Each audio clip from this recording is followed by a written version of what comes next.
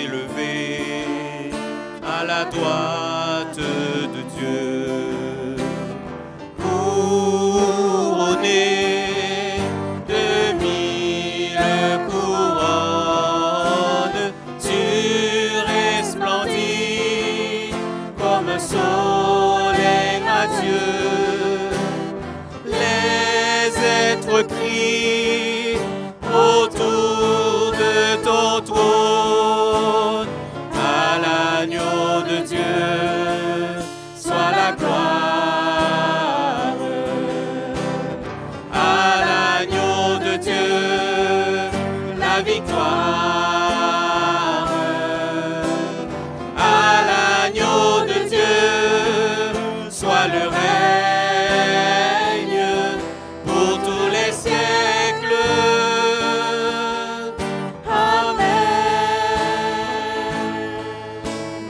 L'Esprit Saint et l'épouse fidèle disent viens, c'est leur cœur qui appelle.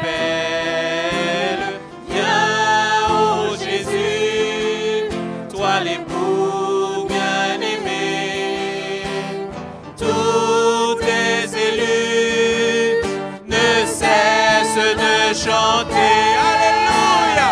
À l'agneau de Dieu soit la gloire, à l'agneau de Dieu la victoire, à l'agneau de Dieu soit le règne pour tous les siècles.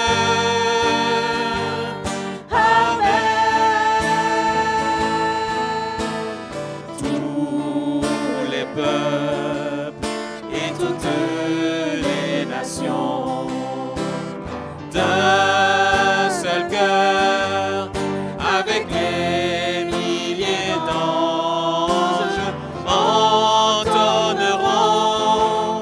en l'honneur de son nom ce chant de gloire avec force et louange. À l'agneau de Dieu soit la gloire. Gloire à toi, Seigneur. À l'agneau de Dieu la victoire. À l'agneau de Dieu soit le règne pour tous les siècles. Redisons-le encore. À l'agneau de Dieu soit la gloire. À l'agneau de Dieu la victoire. À l'agneau de Dieu soit le règne pour tous les siècles. Amen. À l'agneau de Dieu soit la gloire. À l'agneau de Dieu la victoire. À l'agneau de Dieu soit le règne pour tous les siècles.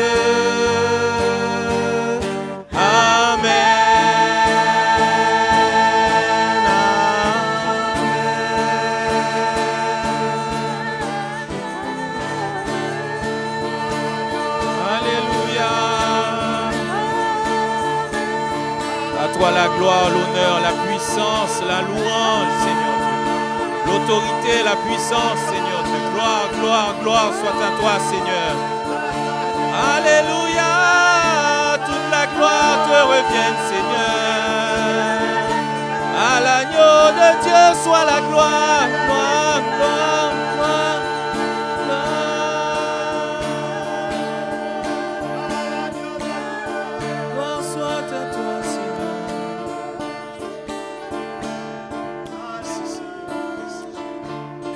Amen. Oui, Seigneur, nul autre que toi ne mérite notre attention, Seigneur, ce matin, et même tous les jours, et même pour l'éternité. Nous sommes venus ce matin pour t'honorer. Est-ce qu'on peut se lever encore, s'il vous plaît? Ce n'est pas encore la pause. Aujourd'hui est un jour de célébration. Amen. C'est le jour où le Saint-Esprit, où on commémore la venue du Saint-Esprit sur toute chair. Amen. C'est un miracle, c'était quelque chose qui a galvanisé les chrétiens, c'est quelque chose qui a changé le cours de la vie chrétienne des croyants. Et aujourd'hui, nous allons le célébrer. Amen. Est-ce qu'on peut acclamer la personne du Saint-Esprit? Alléluia. Dieu mérite d'être acclamé. Alléluia. Dieu mérite d'être loué. Il mérite qu'on puisse pousser des cris de joie. Amen. Dieu est bon. Dieu est bon. Merci. Vous pouvez vous asseoir, s'il vous plaît.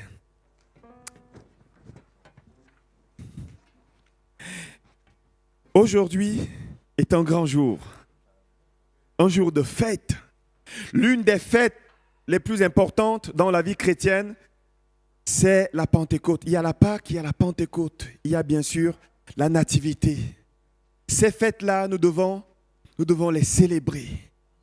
Nous devons honorer Dieu pour cela. Parce qu'à chaque fête, que ce soit la Nativité, la Pâque, la Pentecôte, ces fêtes nous rappellent que Dieu a été bon envers nous. Dieu nous a visités. Dieu nous a accordé sa grâce. Il s'est approché de nous par son Fils et par le Saint-Esprit. Bien que Jésus soit allé au ciel, il nous a envoyé en notre consolateur, la personne même du Saint-Esprit. Dieu qui vit en nous. Alléluia. Et ça, c'est un miracle, c'est une grâce, c'est une bénédiction qu'on ne peut même pas mesurer. Et aujourd'hui, nous sommes là pour ça. Mais avant d'entrer dans la prédication, nous avons le groupe des aînés de l'Église qui nous a réservé une surprise. Alors, je vais les appeler à nous rejoindre ici. Oui, on peut les acclamer.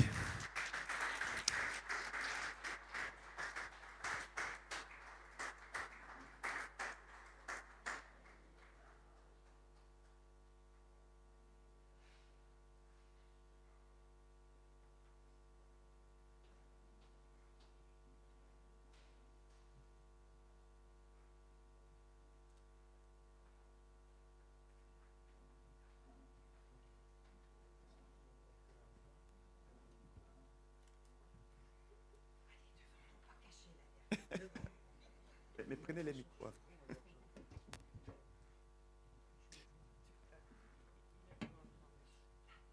Venez seulement. La place est réservée pour vous.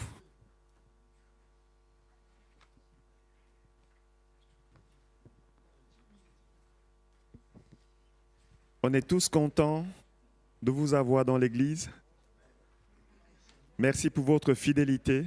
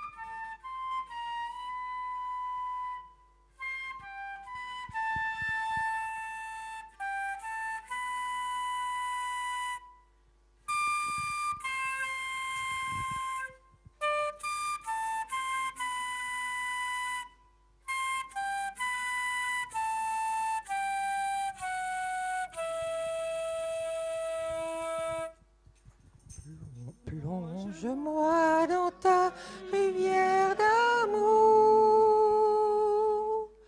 Plonge mon esprit dans les profondeurs de la joie. Inonde le désert de mon âme par la douce pluie du ciel.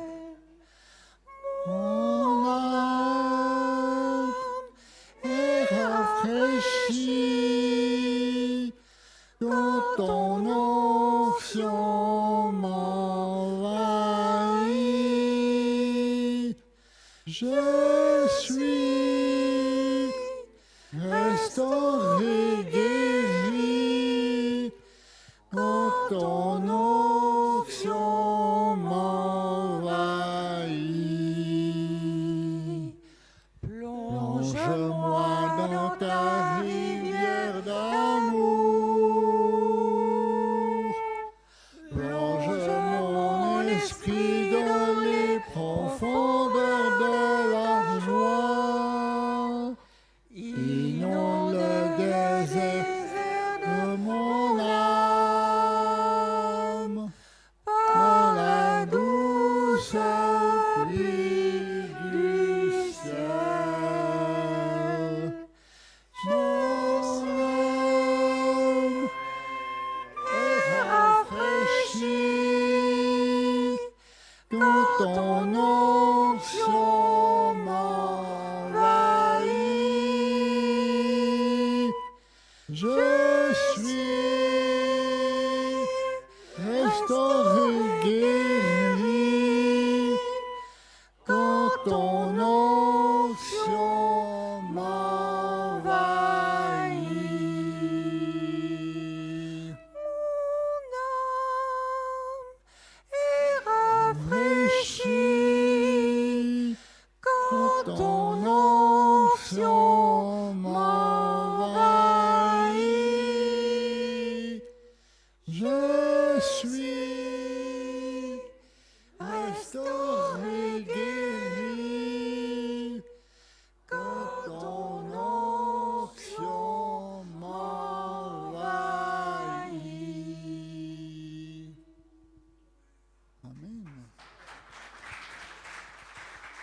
Amen. Amen, amen, amen, amen. Oui, je crois à juste titre qu'on peut acclamer le Seigneur pour le groupe des aînés. Merci beaucoup.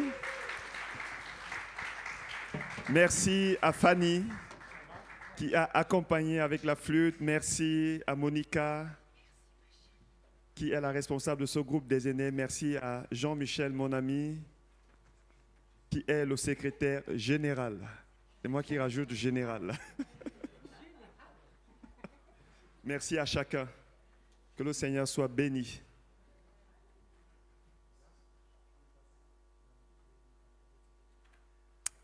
Ok, nous allons passer maintenant à la prédication.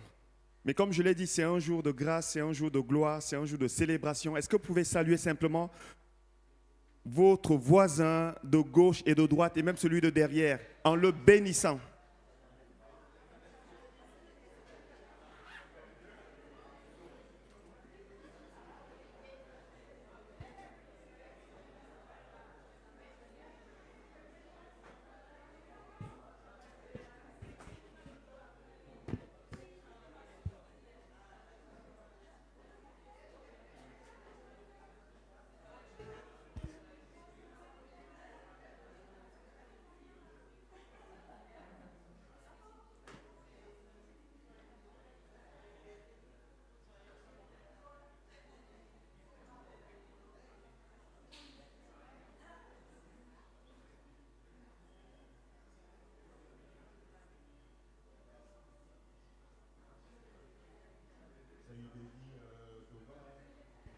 Merci beaucoup.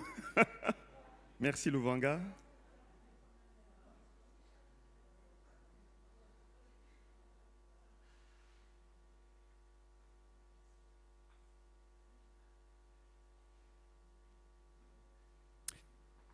Amen. Il y a quelqu'un qui m'a dit, il faut savoir fêter les bonnes choses. Amen. La vie est déjà très compliquée comme ça. Lorsqu'on a l'occasion, fêtons. Lorsqu'on a l'occasion, célébrons. Lorsqu'on a l'occasion, soyons dans la joie. Même au ciel, il y a des fêtes. Même au ciel, il y a de la joie. Amen. La Bible nous dit qu'au ciel, il y a de la joie pour un seul pécheur qui se répand. Il y a de la joie au ciel. Dans son palais, la Bible dit tout s'écrie gloire. Tout célèbre le Seigneur. Et Jésus nous a demandé de prier pour que la volonté de Dieu soit faite sur la terre comme au ciel. Amen. Au ciel, je ne pense pas qu'il y a la tristesse. Donc nous, ces enfants, c'est important que nous puissions sentir et bénéficier un petit peu des prémices du royaume des cieux. Amen.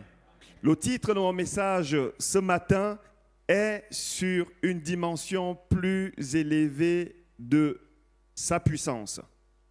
Bien entendu, on parle ici de la puissance du Saint-Esprit. Et ma question ce matin est, qui a besoin d'être revêtu de la puissance d'en haut? Levez juste la main pour savoir si mon message est adapté. OK.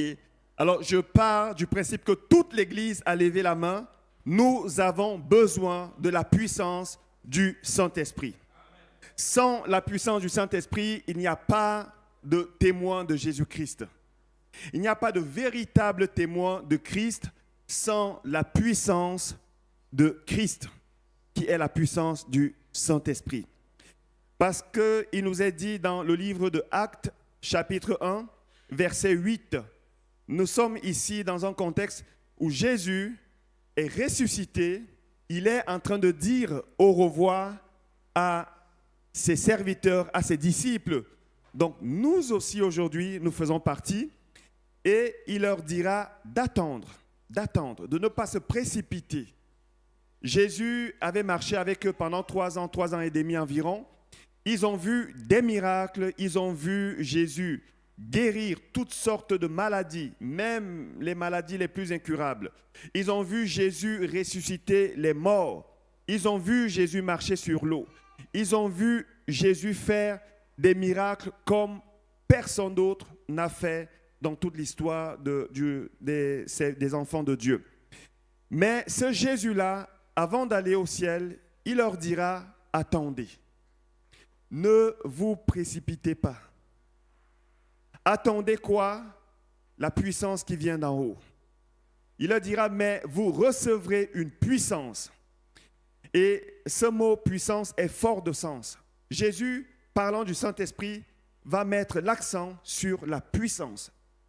Vous recevrez une puissance lorsque le Saint-Esprit viendra sur vous et vous serez mes témoins à Jérusalem, dans toute la Judée, dans la Samarie et jusqu'aux extrémités de la terre. Amen. Lorsque la puissance de Dieu vient, c'est pour faire de nous des témoins. Raison pour laquelle je disais tantôt qu'il n'y a pas de véritable témoin de Christ sans la puissance de Jésus-Christ. Si on veut être des témoins, des véritables témoins de Jésus, en acte, en parole, mais aussi en puissance, il nous faut la puissance d'en haut. Mais cependant, nous voyons qu'au fil des années, au fil des générations, on a comme l'impression que le constat est flagrant entre ce qui se passait à l'époque dans l'histoire de la première Église et même dans des générations après la première Église et ce qui se passe aujourd'hui. On a l'impression qu'ils ont bénéficié d'une certaine puissance et nous aujourd'hui, on bénéficie d'une autre puissance, comme si le Saint-Esprit avait changé. Et la question que nous devrions nous poser en tant qu'enfants de Dieu, fils de Dieu, qui bien sûr avons reçu le Saint-Esprit, qui bien sûr vit en nous, pourquoi est-ce que, en ce qui concerne la manifestation de sa puissance, il y a un tel décalage? On est d'accord ou pas? Nous lisons tous la Bible, n'est-ce pas? Nous voyons ce que Dieu a fait dans la Bible. Ce Dieu-là, la Bible nous dit qu'il est le même hier, aujourd'hui et éternellement. Il a dit à Nathanaël, tu verras de plus grandes choses que ce que tu m'as vu faire. Et Jésus a dit, celui qui croit en moi fera de plus grands miracles que ce qu'il a fait. Ces paroles ne sont pas les paroles de Thomas, ne sont pas les paroles d'un tel, ce sont les paroles de Jésus, autrement dit, les véritables paroles de Dieu.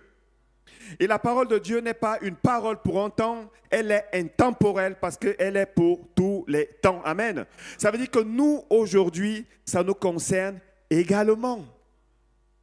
Alors, lorsque on explique ces choses, il y a plusieurs formes de pensée, plusieurs courants de pensée. Certains disent peut-être que c'est une question de foi. On n'aurait peut-être plus la même foi qu'avant. Jésus a dit, lorsque le Fils de l'homme reviendra, trouvera-t-il la foi sur terre? Ça veut dire que la foi peut-être est en train de tarir. Moi, je pense quand même que nous avons la foi.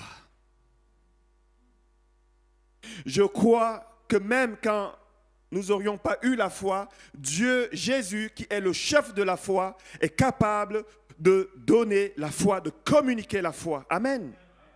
Il est capable d'augmenter la foi. Si ce n'est que ça, Jésus est capable aujourd'hui de donner la foi. Il y a d'autres personnes peut-être qui pensent qu'à l'époque, il y a eu plusieurs miracles parce qu'il n'y avait pas encore des avancées en termes de science, de technologie médicale et toutes sortes de raisonnements qui vont dans ce sens-là. Et comme je l'ai dit, je sais qu'il y a des personnes qui ont déjà écouté ce message. Vous aurez une double dose, une double onction, j'espère. Je crois, mes amis, que Jésus est le même hier, aujourd'hui, éternellement. Et ce n'est pas une question qu'avant, il y avait moins de médecins, moins d'hôpitaux, et aujourd'hui, il y en a plus. Je ne crois pas qu'un seul médecin ou un hôpital peut substituer à la puissance de Dieu. Non seulement Dieu n'aime pas cela, il n'aime pas cela. Dieu veut avoir la prééminence en tout. Amen. Même dans notre relation, Dieu veut être le premier. Tu aimeras Dieu de tout ton cœur, de toute ta pensée, et ensuite tu aimeras ton prochain comme toi-même. Dans le livre de la Genèse, avant que Dieu ne crée toute chose, il est dit au commencement, Dieu. Amen. Et je crois qu'aujourd'hui, Dieu n'est pas en train de dire, ok, je me mets au repos parce qu'il y a des médecins à qui j'ai donné une intelligence, une sagesse, il y a des hôpitaux, il y a de la technologie qui a avancé. Je ne crois pas du tout à cette thèse, pas du tout. Il y en a peut-être qui vont penser, qui vont aller plus loin en disant, c'est peut-être une question de saison. Ça veut dire qu'ils étaient dans une saison où le Saint-Esprit soufflait beaucoup plus et aujourd'hui nous sommes dans une saison sèche. Le problème c'est que cette saison commence à durer trop longtemps. On n'a jamais vu une saison durer aussi longtemps. Mes amis, je crois que la question à pourquoi est-ce qu'aujourd'hui, malgré qu'il soit présent, le Saint-Esprit agit dans une dimension peut-être moins élevée qu'à l'époque. Je pense que la réponse à ça, c'est qu'il y a quelque chose que nous, ces enfants, nous devrions faire. Il y a quelque chose qui ne va pas. C'est peut-être un message que Dieu nous envoie pour nous dire, mes enfants, je vous aime, je veux agir. Cependant, il y a quelques réglages à faire. On est d'accord? Il y a quelques réglages à faire. Il nous est dit dans le livre de Actes, chapitre 9, verset 31. Après que le Saint-Esprit soit descendu sur l'Église, il y a eu une forte persécution. On connaît l'histoire, Étienne qui va être lapidé, les chrétiens qui sont découragés, qui vont crier à Dieu. Dieu va faire trembler les murs de là où ils sont. Ils vont être remplis du Saint-Esprit. Ils vont témoigner de Christ. Il y aura beaucoup de miracles. Il nous est dit ici au verset 31, l'Église était en paix. Après cette période, l'Église était en paix dans toute la Judée, la Galilée et la Samarie. Elle s'édifiait, marchait dans la crainte du Seigneur et grandissait grâce à l'aide du Saint-Esprit. Saint-Esprit. L'Église était en paix. Je crois, mes amis, que l'Église, même si elle est persécutée, même si elle traverse des moments de turbulence, des moments où tout le monde en veut à cette Église, il y a des moments où Dieu envoie la paix. Il y a des saisons de paix. Et le verset continue en disant que l'Église s'édifiait. L'Église s'édifiait et marchait dans la crainte du Seigneur. Mes amis, je crois que l'une des clés pour que la puissance du Saint-Esprit se manifeste, c'est de marcher dans la crainte de Dieu. Est-ce que tu peux dire à ton voisin, il nous faut marcher dans la crainte de Dieu? Est-ce que tu peux le dire avec conviction, s'il te plaît? Il nous faut marcher dans la crainte de Dieu. Les jeunes, il nous faut marcher dans la crainte de Dieu. Amen. Vous savez, Dieu est un Dieu saint. La Bible dit, lorsque les anges chantent, proclament la sainteté de Dieu, ils la proclament combien de fois? 3 fois. Saint, saint, saint est l'Éternel. Dieu était saint déjà dans l'Ancienne Alliance. Il est saint dans la Nouvelle Alliance. Au ciel, il sera encore saint. Amen. Dieu est saint de toute éternité. Et lorsque nous voulons qu'il se serve de nous, nous devons réaliser premièrement que nous nous préparons à servir un Dieu qui est saint. Et donc, qui mérite qu'on ait une sainte crainte de son nom. Alléluia. Qu'on ait une sainte crainte de son nom. Vous savez, l'Église primitive avait une telle crainte de Dieu. Ils avaient une telle dimension de sanctification que lorsque Ananias et Saphira vont mentir un petit peu, n'ont pas fait quelque chose qui serait de l'ordre d'un meurtre, ils n'ont pas blasphémé contre le Saint-Esprit, ils ont simplement menti un petit peu.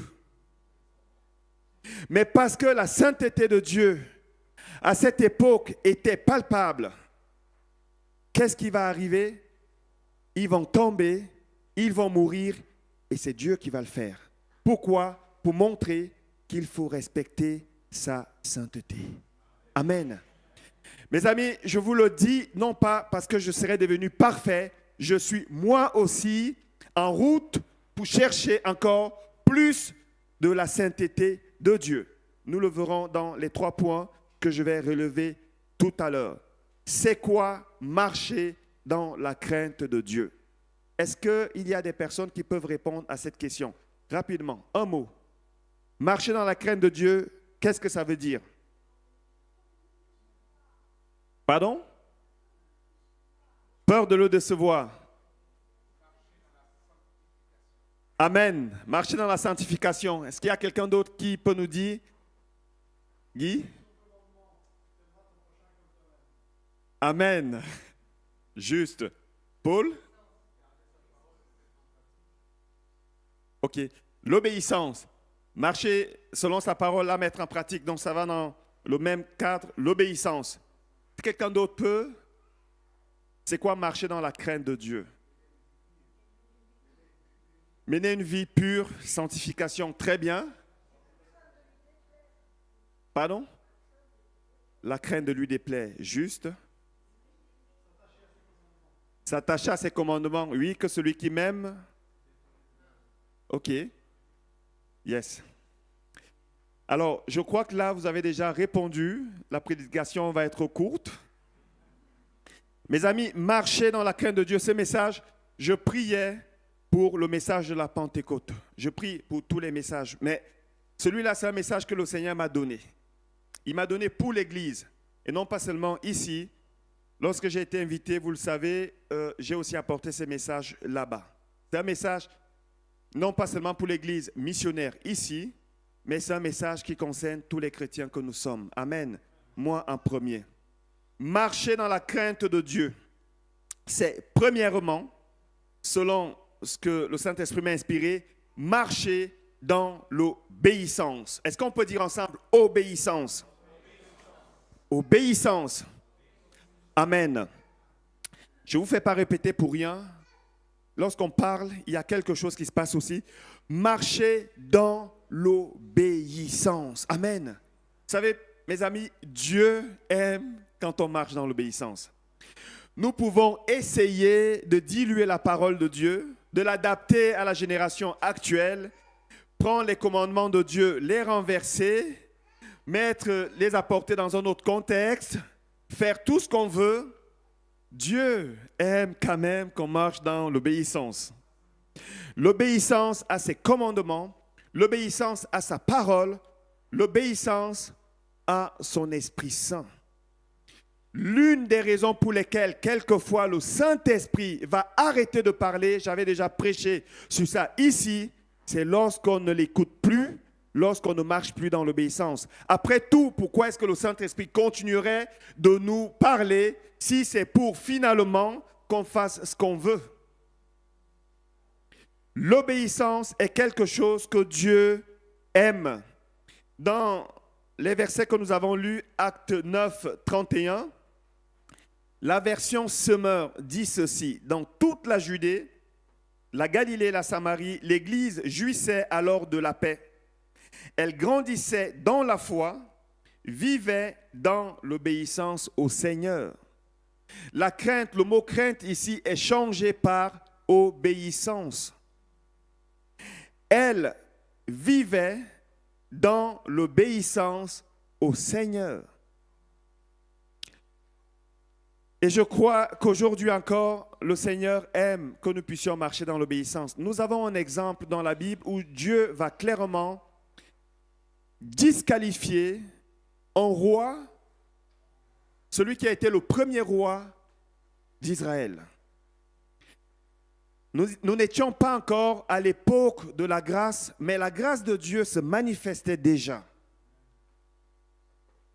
Et je ne sais pas si on se rend compte, Dieu, au milieu d'une multitude de personnes, va choisir un homme appelé Saül. C'est une grâce, n'est-ce pas? Après tout, qu'est-ce qu'il avait de plus que tous les autres? Dieu l'a juste désigné. C'est Saül, premier roi d'Israël. Un homme que Dieu a aimé. C'est faux si on vous dit que Dieu n'a pas aimé Saül. Ce n'est pas vrai. Dieu a aimé Saül. C'est pour ça qu'il a oint premier roi d'Israël. Cependant, ce roi n'avait pas compris qu'au-delà de l'autorité que Dieu lui avait donnée, au-delà de l'amour que Dieu pouvait lui porter, au-delà de cette grâce qu'il avait quelque peu privilégiée par rapport aux autres, Dieu attendait de lui l'obéissance. Et plus Dieu nous élève, plus il attend de nous qu'on lui obéisse. Ce roi, Dieu va lui demander de régler le problème des Amalécites, qui étaient les ennemis d'Israël. C'était un peuple idolâtre, un peuple qui s'était dévoué à Satan, un peuple qui sacrifiait même, qui faisait le sacrifice des enfants, un peuple qui était complètement à l'opposé des lois de Dieu, un peuple qui était soumis même à Satan, on pourrait le dire. Et ce peuple-là, Dieu va demander son extermination. Dieu est Dieu, amen. Lorsqu'il nous dit c'est ce qu'il faut faire, il faut le faire simplement. Il est Dieu, il connaît toutes choses. C'est lui qui les a créés. S'il veut qu'on les tue, ok, pourquoi pas? Et il donne cette mission à Saül. Alors Saül va faire les choses, mais il va les faire à moitié, comme Ananias et Saphira. Il va les faire à moitié. Et Dieu est lent à la colère, Mais ça veut dire aussi qu'il peut se mettre en colère, n'est-ce pas? Ce n'est pas parce qu'il laisse certaines choses avancer, avancer, avancer, qu'à un moment donné, il ne va pas dire stop. Alors, il interpelle Saül par le prophète Samuel et lui dit, tu n'as pas bien fait les choses. Vous savez, ce Dieu-là, il peut aussi nous dire aujourd'hui, mon enfant, tu n'as pas bien fait les choses. Et il faut être à l'aise avec ça parce qu'il corrige celui qu'il aime. Et Saül, il va donner une autre chance à Saül. Il amène Saül avec toute son armée au combat. Ils vont remporter la victoire. Ils reviennent de ce champ de bataille et ils doivent offrir des sacrifices. C'était un peu comme ça que ça se passait. Mais sauf que Dieu tenait à ce que les fonctions qu'il avait lui-même établies soient respectées. Vous savez, lorsque Dieu établit une autorité et que cette autorité, cette fonction est méprisée, c'est Dieu lui-même qui est méprisé. Parce que c'est Dieu qui l'a établi. Et Saül était roi, mais il n'était pas sacrificateur. Il n'était pas celui qui devait offrir les sacrifices. Et là, il y a Samuel qui tarde à arriver pour offrir les sacrifices. Et le peuple qui est en train de s'impatienter en disant à Saül, mais enfin, vas-y, c'est toi le roi. Vous savez ce qu'on peut dire aujourd'hui au pasteur? Prophétise. Tu es pasteur, dis-nous des choses. Et sous la pression des hommes, Saül va offrir des sacrifices. C'était un blasphème devant Dieu. Samuel avait tardé à arriver. On ne sait pas ce que Samuel faisait. Peut-être était-il en train de prier. Vous savez, il m'est arrivé de prier, de chercher la face de Dieu. Comme ce matin, je vous l'avoue, 4h30, le Seigneur m'a déjà réveillé. J'essaie de dormir. Non. Pourquoi? Parce qu'il faut que ce que je vais apporter vienne de lui. Et parfois, je passe 1 heure, parfois, je passe plus de temps. Ma femme en est témoin. Et quasi tous les jours, je me réveille. Enfin, je ne mets pas de réveil, c'est lui qui me réveille. Et je sais que si je vais sans qu'il m'ait rempli, il peut y avoir un problème. Peut-être que je vais parler, mais ça sera juste les paroles d'un homme. Ça ne va pas résonner dans un cœur, ça va tomber là, ça ne va même pas faire un mètre. Et Samuel est en train de chercher la face de Dieu peut-être. Tout comme Jésus, lorsqu'on lui dit que Lazare est mort, il est certainement en train de prier pour que Dieu conduise ses pas.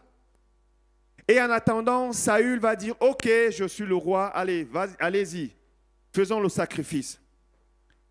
Et Saül arrive et Saül lui dit, cette fois-ci, c'est grave. Cette fois-ci, c'est grave. Déjà, nous sommes dans les temps de la loi, tu fais mal, tu es corrigé. Dieu a laissé 1 fois, il a laissé 2 fois, et là, tu as mal fait. Et Dieu t'enlève la royauté. Et il lui dira quelque chose qui nous concerne aussi aujourd'hui. C'est dans 1 Samuel 15, verset 22. Samuel dit, l'Éternel trouve-t-il du plaisir dans les holocaustes et les sacrifices, comme dans l'obéissance à la voix de l'Éternel? Voici, l'obéissance vaut mieux que les sacrifices et l'observation de sa parole vaut mieux que la graisse des béliers. En d'autres mots, Samuel est en train de lui dire, et ça nous concerne nous aussi, que tu peux faire des sacrifices pour Dieu, mais si tu n'obéis pas à Dieu, ça ne sert à rien. Il préfère que nous soyons dans l'obéissance, plus dans l'obéissance que dans les sacrifices. Lorsque Dieu nous dit à gauche, allons simplement à gauche, même si nous ne comprenons pas tout. Il attend de nous que nous puissions aller à gauche. Pourquoi? Parce que c'est à gauche qu'il veut agir. Le problème aujourd'hui, je le dis avec larmes, avec tristesse et même avec supplication, le problème aujourd'hui, c'est que les chrétiens s'attendent à ce que l'onction de Dieu se manifeste, alors que Dieu voulait qu'ils aillent à gauche, parce que l'onction est pour un temps, est pour un lieu, et parfois même pour une saison. Si Dieu veut donner l'onction pour Ninive et que je vais à Tarsis, je vais aller à Tarsis, je vais essayer de jouer le chrétien, je vais lever les décibels, je vais crier, je vais tout faire. Dieu ne va quand même pas libérer l'onction. Lorsque Jésus est venu, il dira, l'Esprit du Seigneur est sur moi, car Dieu m'a oint pour. À chaque fois, pour. Et lorsqu'on voit toute la vie de Jésus, on se rend compte qu'il va veiller à faire ce pourquoi Dieu l'avait envoyé. Amen. L'obéissance, mes amis, le deuxième point que j'aimerais mentionner aujourd'hui, marcher dans la crainte de Dieu, c'est marcher dans la consécration et la sanctification. Ça aussi, on peut le dire. Consécration et sanctification. Mes amis, ce message n'est pas une leçon de morale, c'est un message d'amour de la part de Dieu. Parce que je crois que Dieu veut agir. Amen. Mais lorsque Dieu veut agir, il attend de nous que nous puissions marcher dans la consécration. Vous savez, nous ne sommes pas un peuple comme tous les peuples du monde.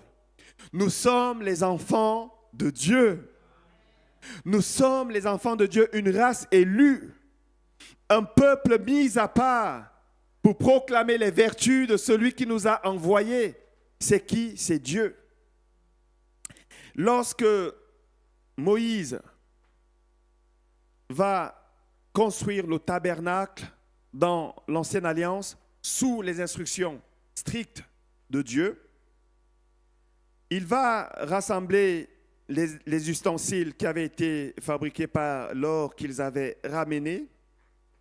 Ces ustensiles-là avaient été fabriqués par l'or qui avait été pris d'Égypte. Autrement dit, un peu du monde, comme nous avons été pris du monde. Mais pendant qu'il inaugure le tabernacle, Dieu va lui donner une instruction qui est primordiale. Asperger tous les ustensiles par le sang des boucs, qui était une préfiguration du sang de Jésus. Il fallait que les instruments, les ustensiles qui allaient servir au tabernacle soient consacrés et sanctifiés.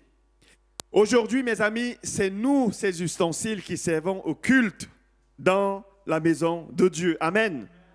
Je ne sais pas si nous en sommes suffisamment conscients. C'est vous et moi qui sommes ces ustensiles. Et il est important que ces ustensiles soient non seulement consacrés, mais sanctifiés. Et bien évidemment, nous sommes premièrement sanctifiés par la parole de Dieu, le sang de Jésus, mais il y a également un autre aspect dans cette sanctification, c'est la séparation d'avec le péché. Amen. La séparation d'avec le péché. Si Moïse a pris soin d'asperger les instruments, les ustensiles, des objets inertes, c'est parce que Dieu voulait à travers ça montrer son caractère indéfectible de sainteté. Son caractère éternel de sainteté. Amen. Pourquoi il n'y a pas beaucoup d'amen là? Amen. Je prêche mal ou bien? De toute manière, comme je l'ai dit, à la convention où Laurent Favre m'a invité, c'est tout ce que j'ai reçu de Dieu. Et donc, si le message ne va pas, levez les yeux vers le ciel, demandez-lui, Seigneur, qu'est-ce qui se passe? C'est le message pour nous aujourd'hui. Mais je crois que ce message, mes amis, est pour non seulement réveiller l'Église, amener l'Église à prendre un peu plus conscience, mais parce que je crois que Dieu veut agir. Amen. Dieu veut de nouveau parler. Le Saint-Esprit veut de nouveau nous conduire dans ses voies.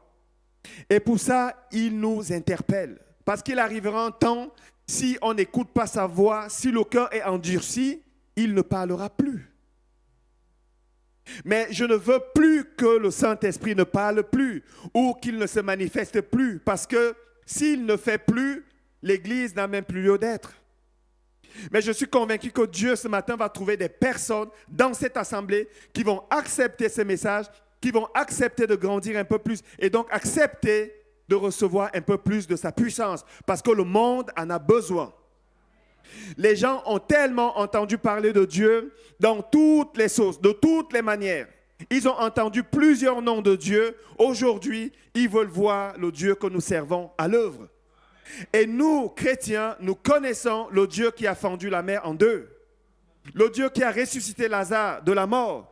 Le Dieu qui a guéri les lépreux. Le Dieu qui est capable aujourd'hui de faire au-delà de ce que nous demandons ou pensons. Amen. Nous sommes les enfants de Dieu, appelés à manifester sa puissance. Nous allons continuer maintenant dans ce deuxième point, consécration et sanctification. Il est dit dans 1 Pierre 1, 16, « Car voici ce que dit Dieu dans l'Écriture. » Pierre ici va reprendre ce qui a été dit dans l'Ancienne Alliance. Et pourquoi est-ce qu'il reprend? Parce que c'est toujours d'actualité. « Soyez saints car je suis saint. » Soyez saints car je suis saint. Le mot sanctification veut dire dans son sens le plus littéraire, séparation. Le chrétien est appelé à se séparer. Je dis ça aux jeunes baptisés que nous avons baptisés ici. Vous êtes appelés à vous séparer du monde, à vous séparer progressivement des choses que Dieu n'aime pas. C'est la vérité. Et si vous allez ailleurs et qu'on vous prophétise toutes sortes de gloire, de puissance et de... N'oubliez pas que Dieu soutient toutes choses par sa parole. Dieu ne va jamais renier sa parole, ce n'est pas vrai. Ce n'est pas un prophète, quelle que soit sa dimension, qui va prophétiser toutes sortes de choses, qui va amener Dieu à changer d'avis. Ce n'est pas possible. Du reste, chaque véritable prophète se soumet premièrement à la parole de Dieu. La séparation. Je suis allé regarder dans Internet, j'ai tapé sanctification. Je savais déjà ce que ça voulait dire, mais j'aime bien me cultiver davantage. Et cette fois-ci, c'est l'IA qui m'a répondu, une intelligence artificielle. C'est fou que même l'intelligence artificielle arrive à te dire qu'est-ce que c'est que la sanctification. Et j'aimerais nous lire cette définition ce matin, selon l'IA. La sanctification, dans un contexte religieux chrétien, implique un processus de séparation progressive et continuelle du mal et une proximité croissante avec Dieu. Elle se manifeste dans la vie quotidienne à travers la pratique de la sainteté et l'engagement de s'éloigner du monde. Définition selon IA. Une séparation progressive. Ce que j'aime bien avec Dieu, c'est qu'il nous amène progressivement. Mais il nous amène quand même. Pour ceux qui veulent être amenés. Il nous amène progressivement à nous séparer de ce qui n'est pas bon, de ce qui lui déplaît, de ce qu'il a en horreur, de ce qu'il n'aime pas. Il nous amène à nous séparer de cela. Amen. Dans Jérémie 15, 19, ici, nous avons le prophète Jérémie. Le prophète Jérémie, vous savez, c'était quelqu'un qui avait été appelé dès son jeune âge à se soumettre à la voix de Dieu et à faire ce que Dieu veut. Dieu attendait de lui qu'il marche dans sa stricte volonté. C'était à une époque où le peuple s'était corrompu, où on appelait le mal bien et le bien mal, où le peuple faisait tout et n'importe quoi. Et au milieu de tout ça, Dieu suscite un enfant. Et il dit à cet enfant, voilà, je mettrai mes paroles dans ta bouche et tu leur diras ce que je te dirai de leur dire. Sauf que, tout comme nous aujourd'hui, Jérémie était un homme. Donc il y avait une pression énorme du peuple qui était là. Et il commençait un petit peu à faire des petits compromis. On ne va pas trop déranger les consciences comme aujourd'hui. Sinon, l'église va se vider. J'espère que ça ne sera pas le cas pour l'église missionnaire. On va commencer à a fait taire certaines choses, à ne pas dire certaines choses pour ne pas déranger les gens. Et le problème avec ça, c'est que bien que Dieu ait toujours été avec Jérémie, Dieu va peu à peu lui montrer qu'il y a quelque chose qui ne va pas. Jérémie, homme de discernement, va sentir ces choses et il va commencer à crier à Dieu. Comme certaines personnes ici peuvent le faire. Seigneur, qu'est-ce qui ne va pas? Pourquoi est-ce que je suis dans une telle souffrance? J'ai une plaie qui est là, elle dure. Mais Seigneur, qu'est-ce qui ne va pas? J'ai pourtant marché dans tes voies, j'ai pourtant fait ce qui te plaît. Si vous lisez les versets d'avant, c'est ce que Jérémie dit à Dieu. Mais sauf que Dieu est un Dieu qui regarde au cœur. Amen. L'endroit où Dieu regarde le plus chez un homme, ce n'est pas dans sa tenue vestimentaire, ce n'est pas dans ses décibels lorsqu'il prie, ce n'est pas dans la durée des jeûnes et prières, c'est dans son cœur. Qu'est-ce qui se passe dans ton cœur? Dieu voit au fond des choses et Dieu va répondre à Jérémie selon la vérité. Il lui dira, c'est ainsi, c'est pourquoi ainsi parle l'Éternel. Si tu te rattaches à moi, je te répondrai.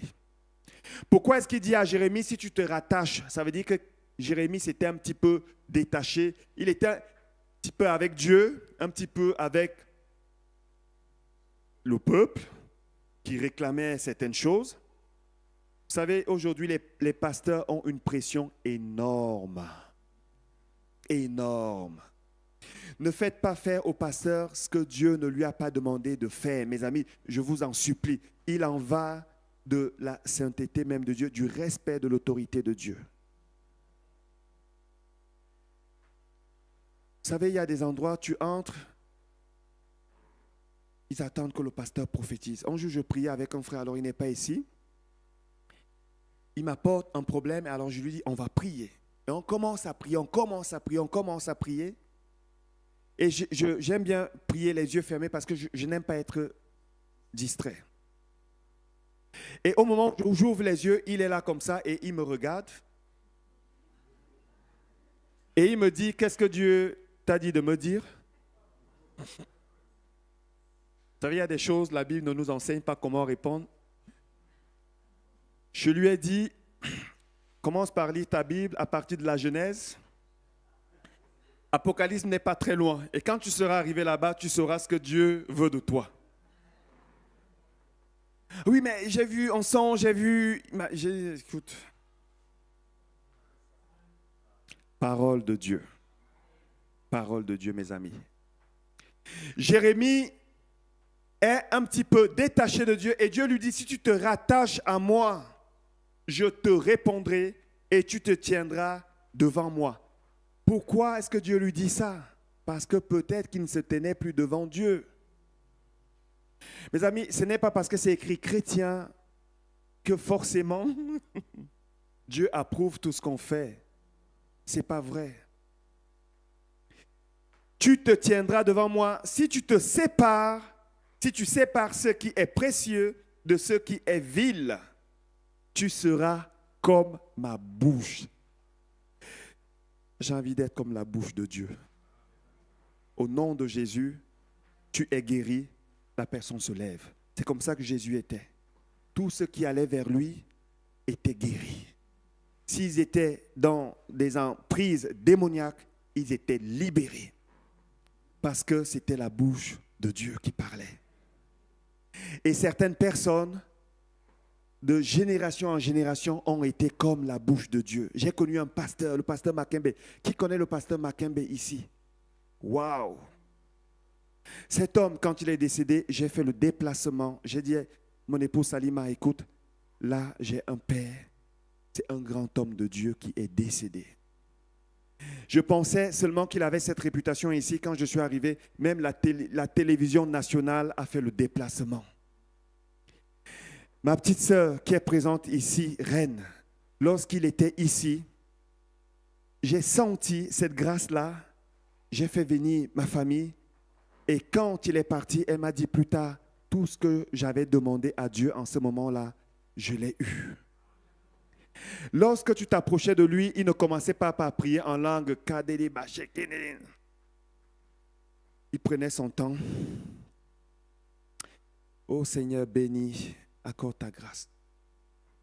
Quand tu partais de là, tu te posais la question, mais c'est un peu différent de ce que j'entends souvent. Mais ça venait. Ça arrivait. Amen. Vous savez, Dieu cherche des personnes qui vont être sa bouche. Je ne sais pas s'il y a un jeune ici qui veut être la bouche de Dieu comme Jérémie. Sa bouche, ça veut dire que lorsque tu proclames quelque chose, ça arrive.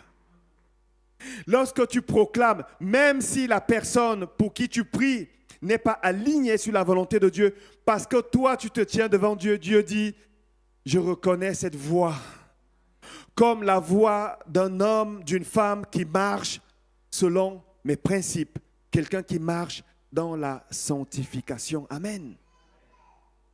Tu seras comme ma bouche. Marcher dans la crainte de Dieu, c'est marcher dans l'amour. Marcher dans la crainte de Dieu, c'est marcher dans l'amour. Est-ce qu'on peut le dire? Marchons dans l'amour. Mes amis, l'amour, c'est aussi quelque chose aujourd'hui qu'on a tellement dilué, transformé. Sur Internet, si vous voulez des j'aime, vous mettez une petite vidéo qui est assez intéressante. J'aime, j'aime, j'aime, j'aime. On parle d'amour dans toutes les sauces. Et même dans l'Église, tout ce qui influence le monde fait pression sur l'Église. On arrive à l'Église, je t'aime de l'amour du Seigneur, ma soeur, mon frère, respectueusement. Et on s'est dit, ok, on a fait ce que Dieu nous demande de faire. Mes amis, l'amour de Dieu, c'est autre chose. Amen. Lisez simplement 1 Corinthiens 13, vous verrez comment est-ce que Dieu nous appelle à aimer. Jésus dira, aimez-vous les uns les autres comme je vous ai aimé. Ce n'est pas facile d'aimer quelqu'un qui te pique tout le temps. Aïe. Quelqu'un qui te méprise, qui t'humilie, tu dois quand même l'aimer comme Dieu a aimé. Waouh, ce n'est pas facile, mais c'est ce que Dieu nous demande de faire. C'est ce que la parole de Dieu nous demande de faire. On est tous dans cet apprentissage.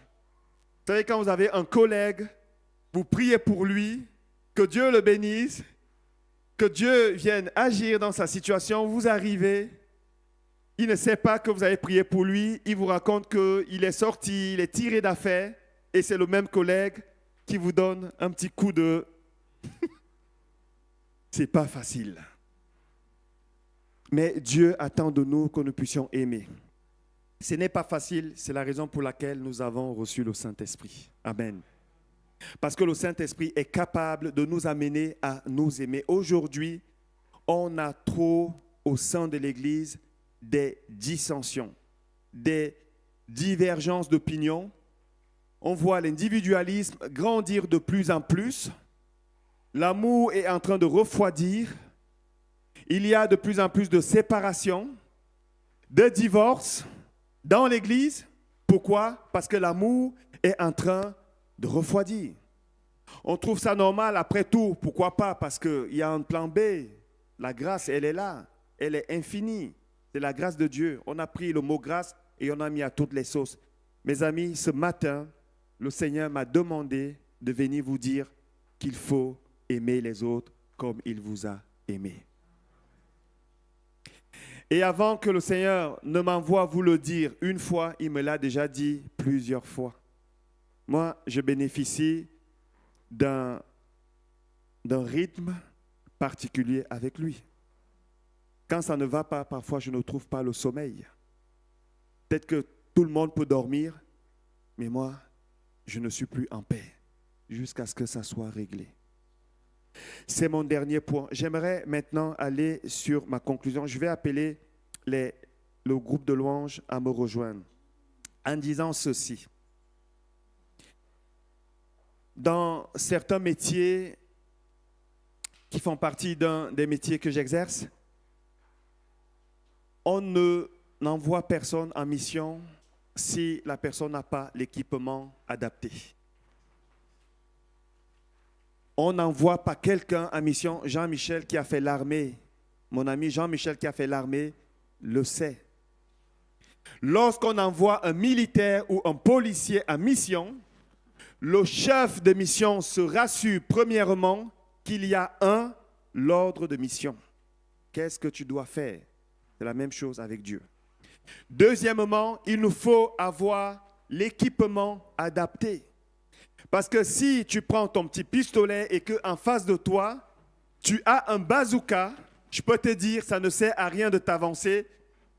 La fin est déjà fixée. De la même manière, lorsque Dieu veut nous envoyer, il va premièrement nous équiper. Et je crois que si Dieu parle, c'est parce qu'il veut donner un équipement spirituel.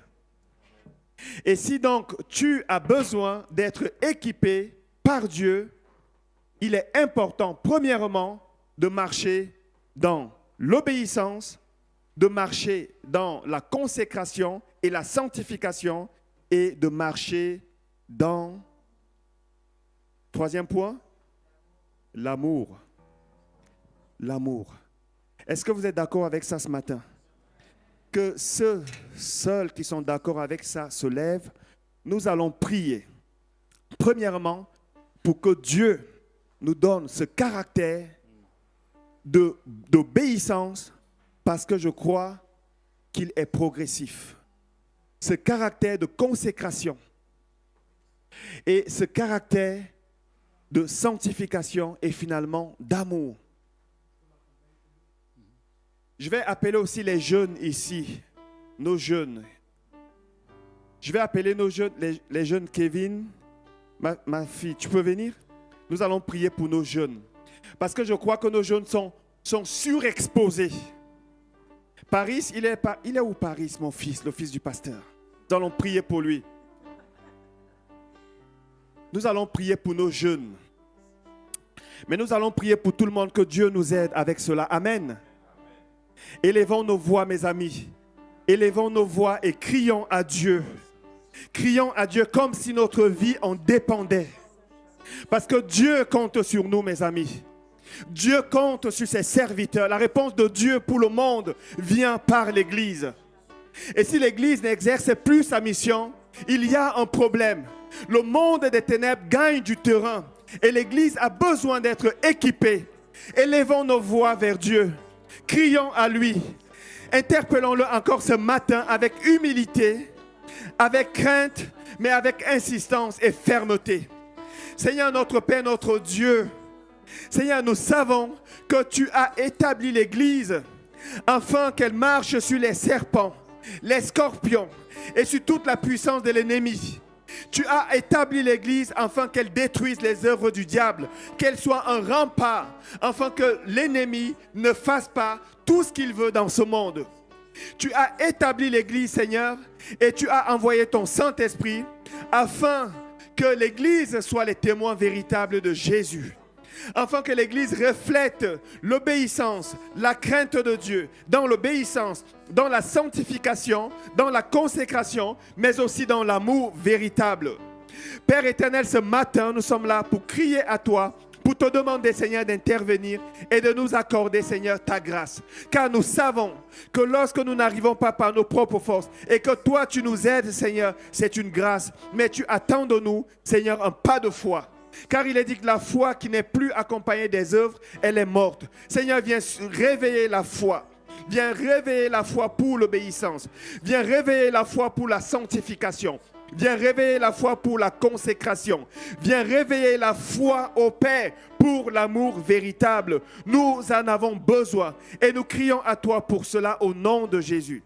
Seigneur, nous te recommandons nos jeunes. Seigneur, qui sont surexposés à une autre forme de pensée que celle qui est apportée, Seigneur, par ta parole. Nous te demandons, ô Père éternel, d'étendre ta main, Seigneur, sur eux, afin qu'ils soient une nation sainte, un peuple acquis, un peuple que tu appelles, Seigneur, à annoncer les vertus de Dieu. Nous avons entendu que tu as, Seigneur, attiré des personnes comme Jérémie, alors qu'elles étaient encore jeunes. Seigneur, nous croyons que tu peux réitérer cet exploit. C'est la raison pour laquelle nous crions à toi, Seigneur. Que ce matin, tu puisses trouver un Jérémie, que tu puisses trouver un Samuel, que tu puisses trouver un Joseph, que tu puisses trouver un David. Toutes ces personnes, Seigneur, que tu as appelées dans leur jeunesse, nous crions à toi ce matin. L'Église en a besoin au nom de Jésus. Père, je prie également pour que ceux, Seigneur, qui sont déjà, Seigneur, prêts à recevoir cet équipement, que le ciel s'ouvre au nom de Jésus et que l'équipement spirituel, l'onction qui vient d'en haut, la puissance qui vient d'en haut, leur soit communiquée maintenant au nom de Jésus, afin qu'ils fassent une différence, Seigneur, dans ce monde, afin que par le saint nom de Jésus, Seigneur, que les aveugles voient, que les boiteux, Seigneur, marchent, que ce qui est mort ressuscite, car c'est ta parole. Tu nous as dit que les miracles qui accompagneraient ceux qui ont cru, Seigneur, ça serait de chasser les démons, Seigneur, de guérir les malades et même de ressusciter les morts. Nous croyons ce matin que tu es ce Dieu qui n'a pas changé. Tu es le même hier, aujourd'hui et éternellement. Seigneur, renouvelle la force, renouvelle le courage, renouvelle, Seigneur, tes enfants ce matin. Enfin, Père éternel, qu'ils soient de véritables témoins de Jésus-Christ, en acte, en parole, mais aussi en puissance au nom de Jésus. Que le Saint-Esprit vienne sur chacun, sur ceux qui veulent le recevoir ce matin. Que le Saint-Esprit vous renouvelle, que le Saint-Esprit vous remplit encore davantage, que le Saint-Esprit vous inonde si votre cœur est prêt à le recevoir, que le Saint-Esprit fasse lui sa face sur vous, que le Seigneur vous bénisse abondamment pour que vous soyez source de bénédiction pour les autres au nom de Jésus. Amen. Soyez bénis, soyez bénis, soyez bénis. Amen. Et devenez de véritables témoins de Jésus-Christ. Amen. Soyez bénis. Nous allons prendre un cantique. Amen. Nous allons prendre un cantique tous ensemble. Et je crois que Dieu va continuer d'agir. Et ensuite, nous allons passer à la suite. 1, 2, 1, 2. Je remercie la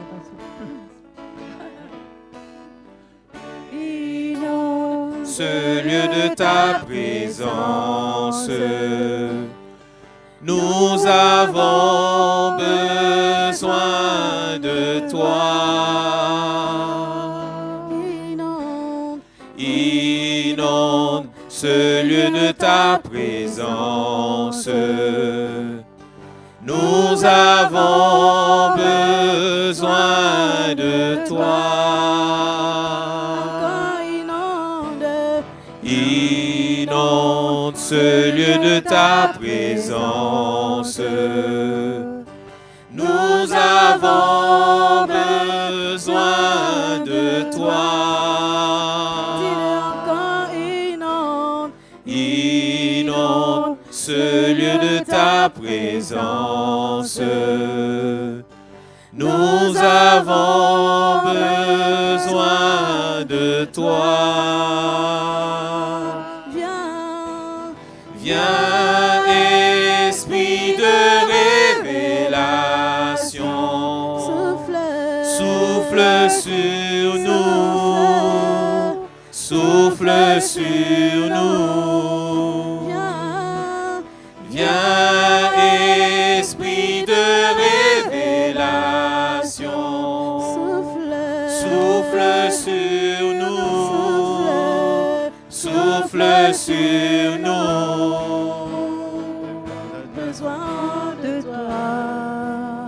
En cet instant,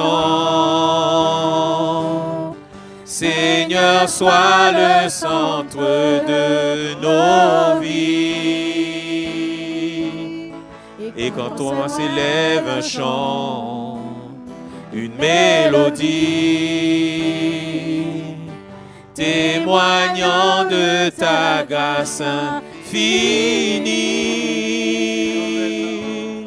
nous avons besoin de toi en cet instant. Seigneur, sois le centre de nos vies. Et quand moi s'élève un chant, une mélodie, témoignant de ta grâce infinie. Inonde ce lieu de ta présence. Nous avons besoin de toi. Inonde ce lieu de ta présence. Nous avons besoin de toi. Saint-Esprit, viens, esprit de révélation. Souffle sur nous. Souffle sur nous. Viens, esprit de révélation. Souffle sur nous. Souffle sur nous. Souffle sur nous. Souffle sur nous. Souffle sur nous. Souffle sur nous. Souffle Saint-Esprit, souffle Saint-Esprit de Dieu. Esprit de révélation. Merci Seigneur. Merci. Merci Seigneur. Oui, souffle Seigneur, souffle. Souffle sur nous Seigneur. Fais partir tous ces nuages Seigneur. Souffle Père, nous te rendons gloire au nom de Jésus. Souffle Seigneur, souffle Saint-Esprit. Remplis nos vies, nous avons besoin de toi Seigneur. Nous en prenons conscience encore que sans toi nous ne pourrons rien faire. Accorde-nous de t'entendre, de t'obéir, de te craindre Seigneur et de te laisser faire. Père, nous voyons à quel point tu es glorieux, tu es puissant. Eh bien, souffle Seigneur, que toutes ces scories nous quittent maintenant au nom de Jésus. Que tout ce qui nous empêche de venir à toi Seigneur, que toutes ces choses nous quittent maintenant. Père, nous croyons.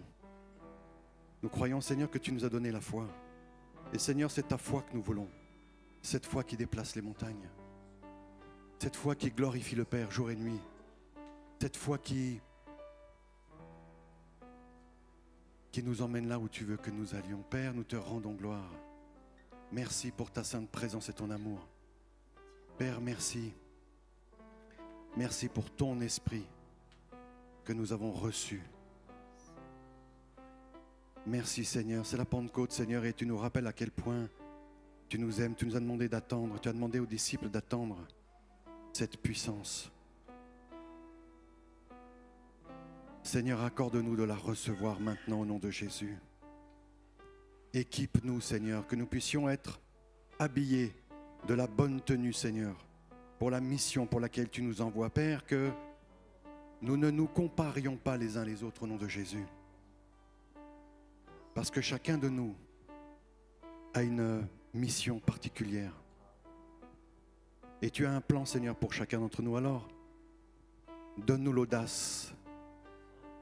Donne-nous l'audace, Seigneur, la simplicité de croire, de t'obéir, de marcher, de t'aimer toi en premier et d'aimer tous ceux qui nous entourent, Père, au nom de Jésus, que ta grâce se manifeste encore.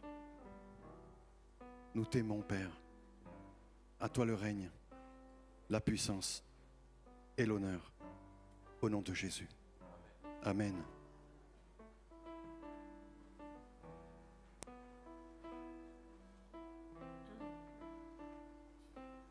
Voilà les amis, le temps est arrivé. Vous pouvez vous asseoir. Le temps est arrivé pour cette présentation d'enfants. Et c'est pour ça que j'invite bien sûr Salima et Thomas et Elia à me rejoindre maintenant. Vous pouvez acclamer le Seigneur, effectivement, que c'est une grâce.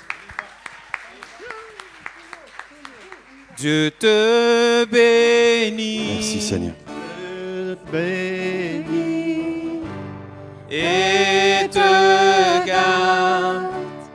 Il rayonne sur toi, il t'accorde sa grâce.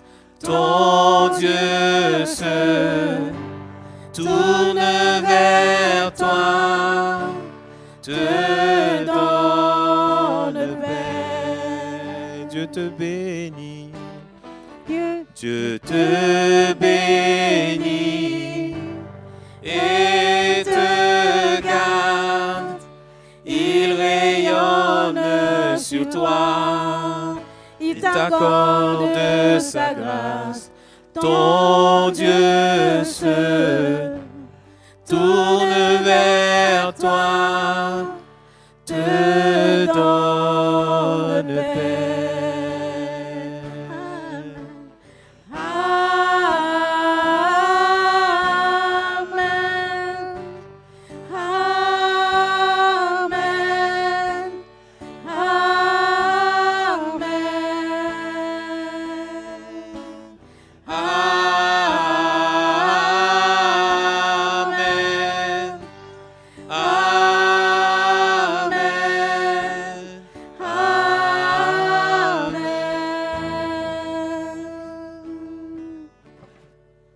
Amen. Amen. Alléluia. Aujourd'hui, nous sommes réunis pour présenter cet enfant, présenter Elia à notre Dieu. Et nous rappeler que Thomas et Salima ont reçu un don.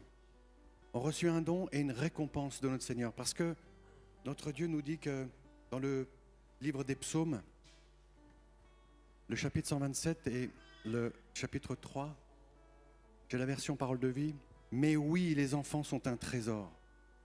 La récompense donnée par le Seigneur. C'est pour ça que aujourd'hui nous allons remercier Dieu pour cet enfant, la lui présenter, mais en même temps le remercier pour ce cadeau. Et je pense qu'aujourd'hui il est important de reconnaître publiquement qu'Elia appartient à Dieu, qu'elle est entrée dans notre famille aujourd'hui, dans celle de leurs parents, mais également de la nôtre, en tant que frères et sœurs en Christ. Et c'est pour ça que j'aimerais vous emmener également dans cette parole que Dieu nous donne dans les psaumes, le chapitre 139, les versets 13 et 16, pour nous rappeler qu'Elia n'est pas un hasard. Elia a été choisi par Dieu, mais je vous lis. C'est toi qui as formé mes reins, qui m'as tissé dans le ventre de ma mère. Je te loue de ce que je suis une créature si merveilleuse. Tes œuvres sont admirables et je le reconnais bien. Mon corps n'était pas caché devant toi lorsque j'ai été fait dans le secret, tissé dans les profondeurs de la terre. Je n'étais encore qu'une masse informe, mais tes yeux me voyaient. Et sur ton livre étaient inscrits tous les jours qui m'étaient destinés avant qu'un seul d'entre eux n'existe. C'est pour ça que c'est important de nous rappeler que tout cela est préparé. Dieu a un plan. Bien sûr pour les parents, mais également pour Elia. Il va la préparer.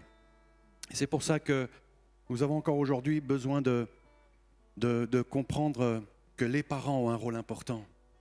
Les parents ont un rôle important, c'est pour ça que notre Dieu nous donne également ce conseil pour élever Elia dans les voies du Seigneur. C'est pour ça que cette fois je vous emmène dans le livre des Proverbes, le chapitre 22, les versets 3 à 6.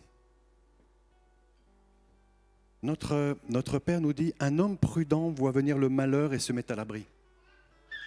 Les ignorants y donnent tête baissée et le payent cher. L'homme humble se soumet au Seigneur, il est récompensé par la prospérité, la considération et une longue vie. Une conduite tortueuse comporte tant d'épines et de pièges qu'il faut s'en écarter si l'on tient à sa vie. Mais donne de bonnes habitudes à l'enfant dès l'entrée de sa vie. Il les conservera jusqu'à dans sa vieillesse. Amen. C'est pour ça que Thomas et Salima, nous avons aucun doute que vous allez donner à Elia tout ce dont elle a besoin pour grandir, non seulement bien sûr physiquement, mais aussi spirituellement. Mais aujourd'hui, il y avait cette pensée que de vous engager maintenant, devant nous, devant Dieu, devant les principautés. Vous engagez-vous avec l'aide du Saint-Esprit, à élever Élia dans la foi en notre Seigneur Jésus-Christ, à lui enseigner à pratiquer la parole de Dieu, à prier pour elle et avec elle, et à l'encourager à suivre Jésus-Christ dès qu'elle aura l'âge de la compréhension. Je pense que c'est important de confirmer que, et nous le croyons. Alors merci Seigneur. Thomas, tu veux dire quelque chose? Sinon, on peut prier.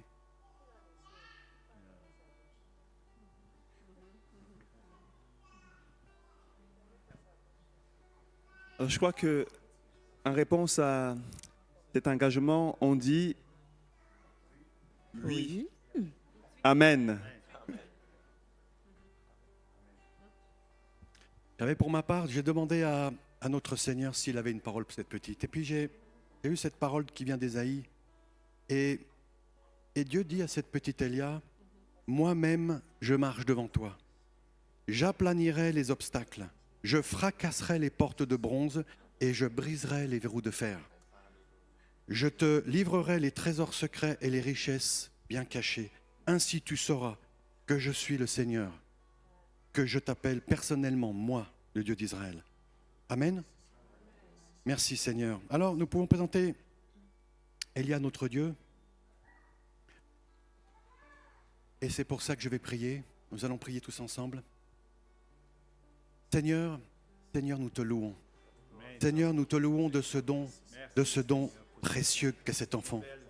Nous te présentons Élia aujourd'hui, comme Anne a présenté Samuel, comme Marie et Joseph ont présenté Jésus.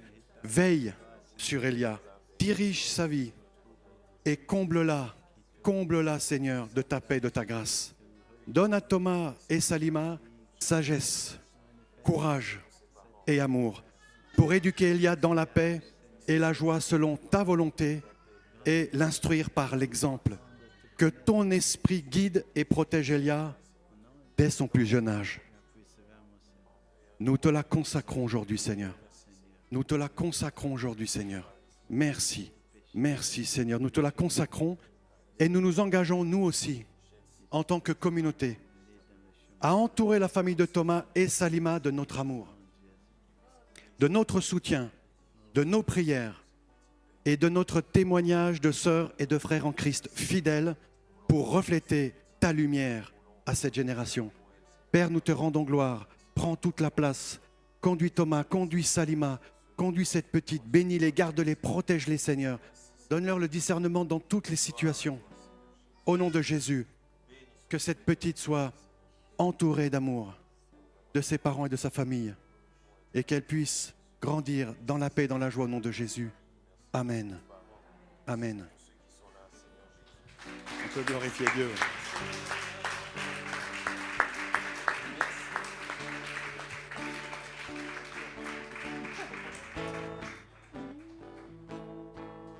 Alors Jessica a une surprise, donc je t'invite à nous rejoindre également pour la petite surprise.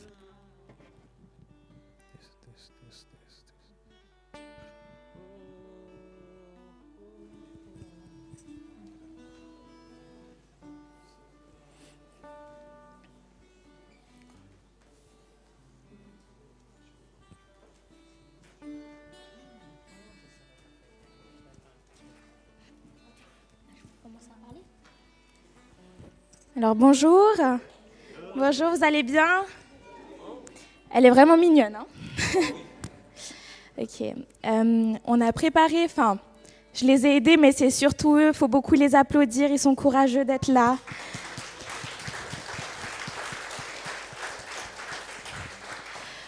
Tout à l'heure, ils se sont préparés parce qu'ils ont tous un petit message pour Élia. Une petite bénédiction pour ce bébé qui nous comble tous de bonheur, surtout les parents, mais on est content aussi qu'elle soit là, qu'elle devienne aujourd'hui encore une nouvelle sœur pour nous. Donc je vais leur laisser la parole.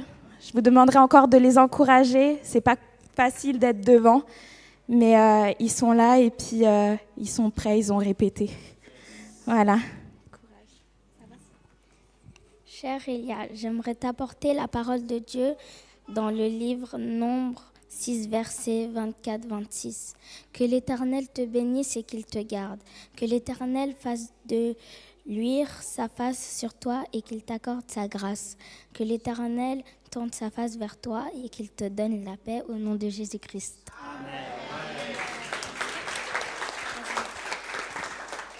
Cher Elia, la parole de Dieu dit dans le livre des Proverbes 31, verset 30, la grâce est trompeuse et la beauté est vaine. La femme qui craint l'Éternel est celle qui sera louée. Que le Seigneur t'accorde de marcher dans sa sainte crainte tout au long de ta vie, au nom de Jésus-Christ.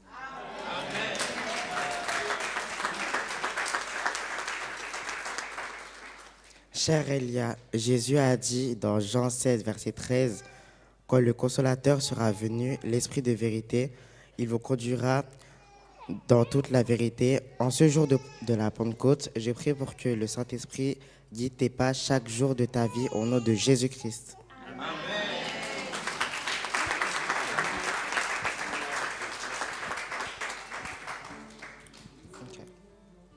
Alors, je tiens à remercier au nom de mon épouse Salima et moi-même, toute l'Assemblée, tous ceux qui ont prié.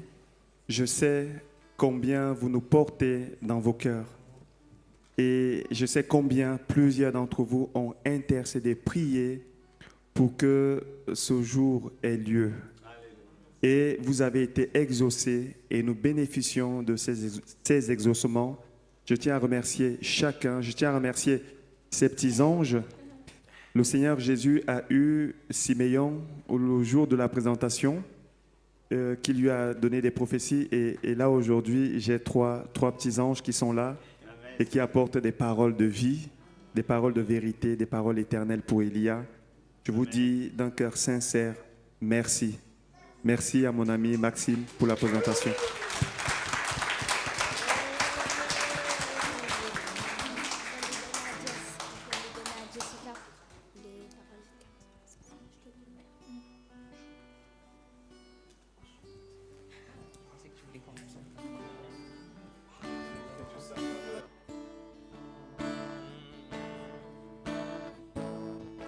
Que sa faveur reste sur toi pour plus de 1000 générations, sur ta famille et tes enfants et les enfants de tes enfants. Que sa présence t'environne là avec toi, à tes côtés, qu'elle t'inonde et t'entoure.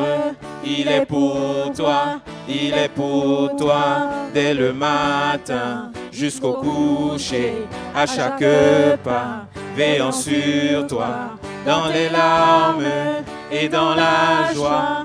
Il est pour toi, il est pour toi. que sa faveur reste sur toi pour plus de 1000 générations, sur ta famille et tes enfants et les enfants de tes enfants. Que ses présence t'environne là avec toi, à tes côtés, qu'elle t'inonde et t'entoure. Il est pour toi, il est pour toi, dès le matin jusqu'au coucher, à chaque pas, veillant sur toi, dans les larmes et dans la joie. Il est pour toi, il est pour toi, il est pour toi, il est pour toi, il est pour toi, il est pour toi, il est pour toi. Amen. Amen.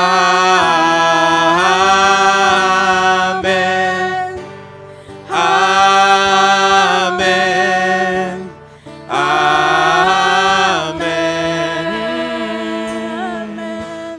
Amen.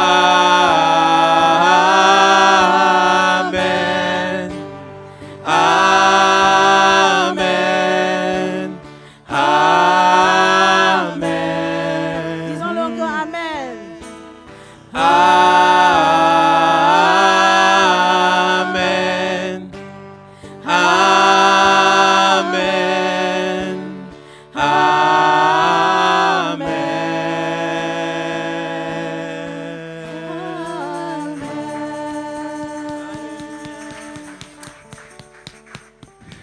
Amen.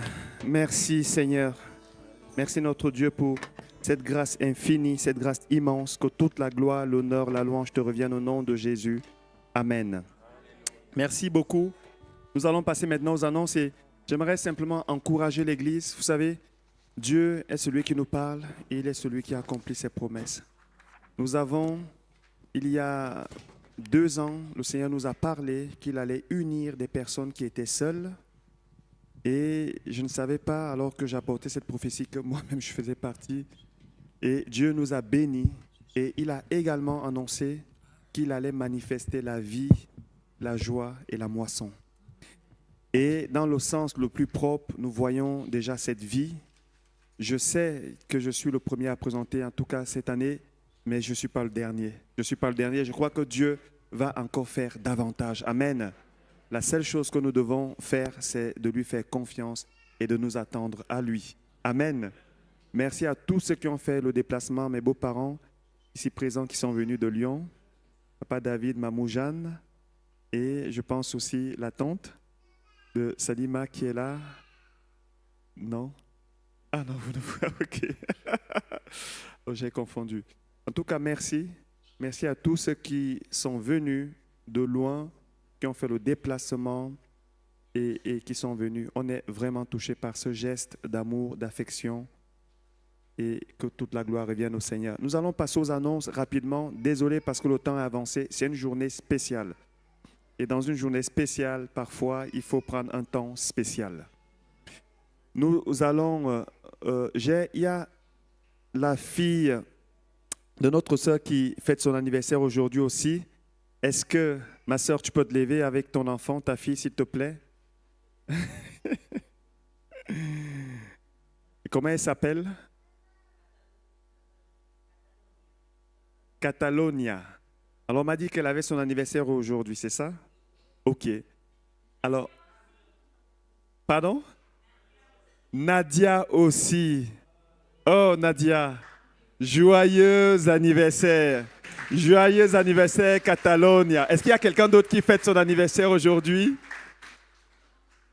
Moi, avec les dates, je me perds un peu. Jean-Michel, il est très fort pour ça. Il connaît les dates de tout le monde. Mais moi, je ne connais pas les dates de tout le monde. C'est bien de me le rappeler, s'il vous plaît. Donc, Catalonia, on va prier pour toi. On va prier aussi pour Nadia. Que le Seigneur les bénisse. Au nom de Jésus. Vous pouvez l'amener devant si vous voulez. On l'a fait pour Elia. On va faire pour Catalonia. Simplement prier, la bénir. Tu as compris pour toi, jeune fille? On n'a pas entendu? Oui, c'est tout ce que peut-être elle a qui mon papa. Alors, elle chante déjà les louanges de Dieu. J'avais pas compris. Elle a dit qu'il faut prier pour sa maman et papa. Alors, on va prier. On va prier. Tu peux vérifier. Tu veux que je te prenne?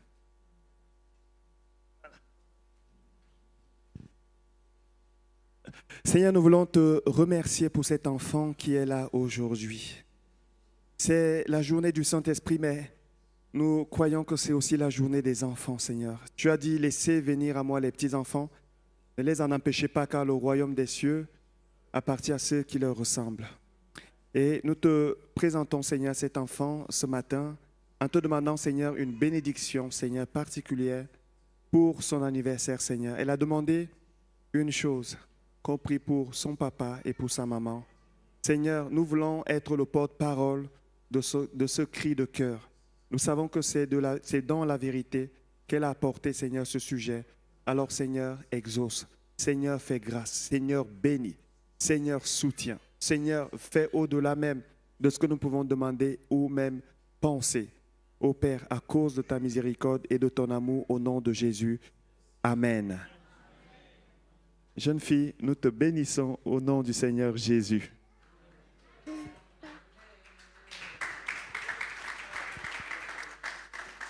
Seigneur, nous te recommandons aussi Nadia, notre sœur.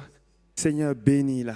Bénis Nadia, sois avec elle, Seigneur. Inonde-la encore de ton amour. Seigneur, viens la soutenir. Donne-lui, Seigneur, encore une grâce supplémentaire. Seigneur, mon Dieu, sois avec elle, protège-la, fais-lui du bien, exauce les désirs de son cœur.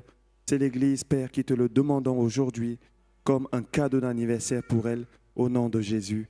Amen. Amen. Est-ce qu'il y a des personnes qui viennent pour la première fois aujourd'hui? Première fois. My sister, what is your name? Stella. OK. Je parle en anglais parce que nous avons devant nous la femme, l'épouse d'un des chefs d'orchestre dans la maison de Dieu à l'EME, qui est Pierre-Paul.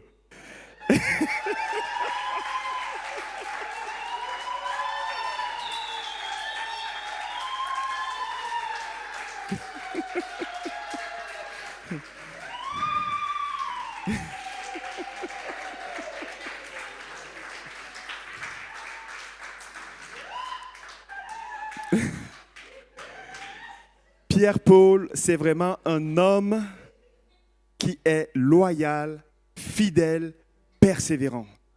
Il est dans cette église avant moi. Il m'a accueilli dans cette église. Il a toujours été là, malgré les turbulences, les vents contraires que l'église a rencontrés. Il a été là, il est fidèle. Et de tels hommes doivent être honorés. Amen. Parce qu'en les honorant, c'est aussi Dieu qu'on honore. Et il y a son épouse Stella aujourd'hui, qui vient des États-Unis, d'où what is your name? Je ne sais pas si mon accent est juste, mais je crois que ça a été compris. On va prier pour elle.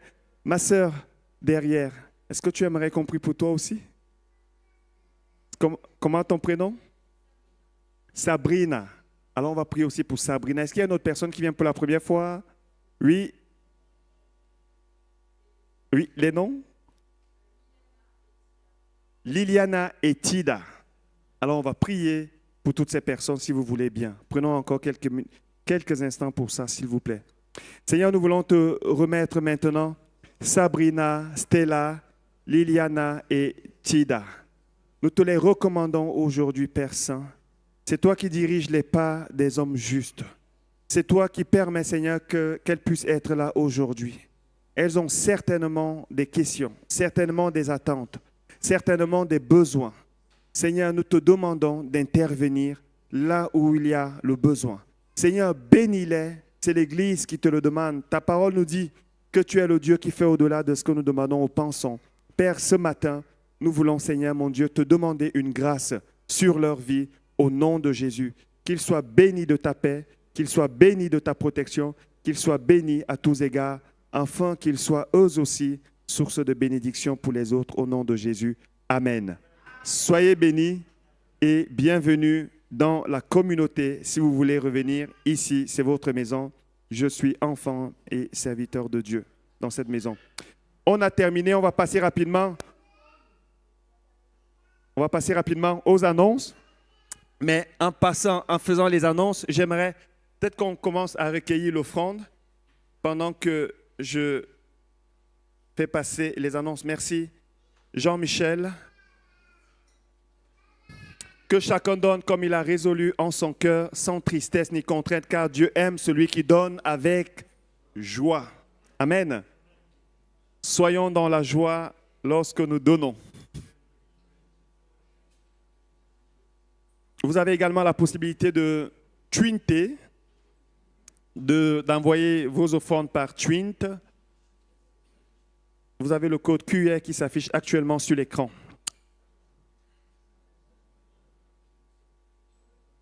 Les annonces. Mercredi, nous avons notre rencontre de prière ici à 20h à l'EME. Je tiens à remercier tous ceux qui ont participé au temps de jeûne et prière.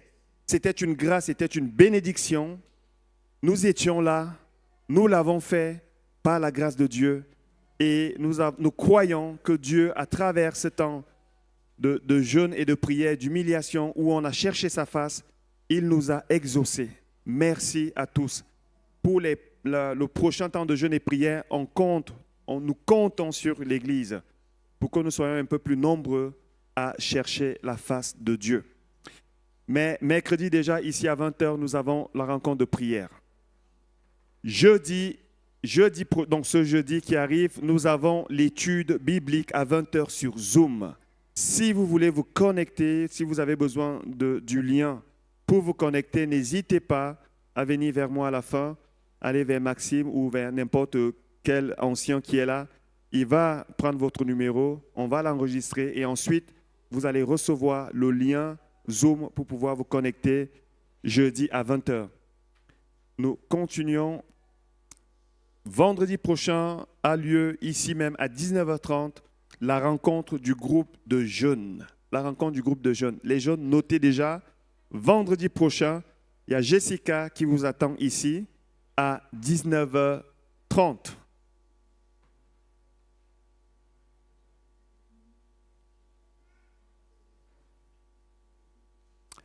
Voilà, nous avons terminé. Ne partez pas tout de suite à la fin parce que nous avons une collation à partager avec vous en l'occasion de la présentation de Élia au Seigneur. Donc ça nous ferait grandement, grandement plaisir que chacun de vous prenne un petit temps, un petit moment pour partager cette collation avec nous. Je demanderai aux hommes, s'il vous plaît, de faire comme on fait souvent d'habitude. C'est Marie-Claire qui est chef d'orchestre qui va vous dire où mettre les tables et les chaises. Et ensuite, les dames vont s'occuper d'installer le repas. Est-ce qu'on peut se lever? On va clôturer ce culte de la Pentecôte 2025. Seigneur, nous voulons te dire merci pour tout ce que tu as fait. Père, notre prière, notre requête, notre supplication est que ta parole, Seigneur, qui a été apportée, vienne arroser les semences, Seigneur. Vienne arroser ce qui a déjà été sémé par le passé. Enfin, Seigneur, que ça puisse croître. Que ça puisse croître. Que ça puisse croître encore pour que nous puissions porter du fruit pour toi. Père éternel, bénis l'assemblée missionnaire. Bénis tous ceux qui regardent, Seigneur, par vidéo, cette prédication. Seigneur, que ta grâce particulière, Seigneur, soit sur chacun. Nous savons que nous sommes dépendants d'elle, Seigneur. Alors permets que cette grâce au Père éternel puisse rencontrer chaque cœur, chaque individu, chaque besoin, chaque enfant ici présent, chaque personne, Seigneur mon Dieu, qui écoute et qui reçoit, Seigneur, ce message. Que ta grâce repose sur elle abondamment au nom de Jésus-Christ. Soyez bénis dans votre santé, soyez bénis dans vos maisons, soyez bénis dans vos couples pour ceux qui en ont, soyez bénis dans vos activités, soyez bénis à tous égards abondamment et soyez source de bénédiction pour la gloire de Dieu. Soyez bénis au nom du Seigneur Jésus. Bon dimanche et bon appétit tout à l'heure. Soyez bénis.